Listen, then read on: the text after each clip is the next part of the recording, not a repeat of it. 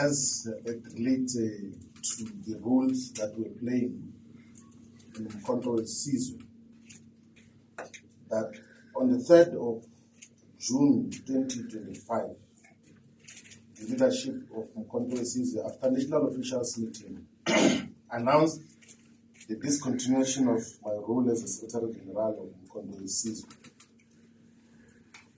When the appointment of the announcement was made, there was an indication that we would be redeployed to the National Assembly to form part of the parliamentary caucus of Control Sizwe. The principle established in the public announcement was that no leader and no member of Control Sizwe should speak about the reasons why the decision was taken. But it appears that there are those who are talking freely and in most instances almost distorting just what transpired. So, as a disciplined member of Control Sizwe, I want to put on record as to what were the reasons that were given the national officials for my redeployment. The reason given in the national officials for my deployment or removal as Secretary-General was that I want to overthrow President Zuma as the president of Control Sizwe. That is what was said.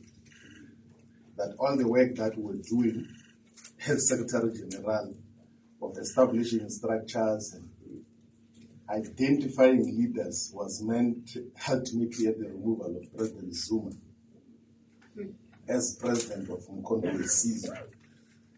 And as part of that reasoning, an extremely bizarre and fake intelligence report was produced, which was claimed to be a conversation between me and some people in the African continent, where it is alleged that despite raising money to remove President Zuma, I'm also accumulating supernatural powers to make people disappear.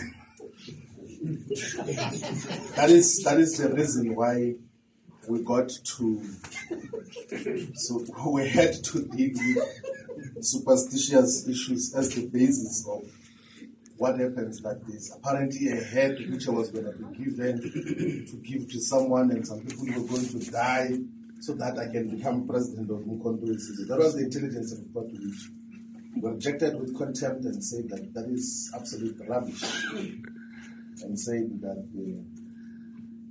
if anyone claims to have my WhatsApp conversations, I can hand over my phone. I even offered in the meeting that take my phone and check not only the messages that you claim were about the removal of President Zuma, also check any other message about anything that I communicate as a leader of Control Sizwe. Because there's a principle which I always uphold, that there is nothing that I do privately that I cannot own up publicly. Nothing, including personal relations.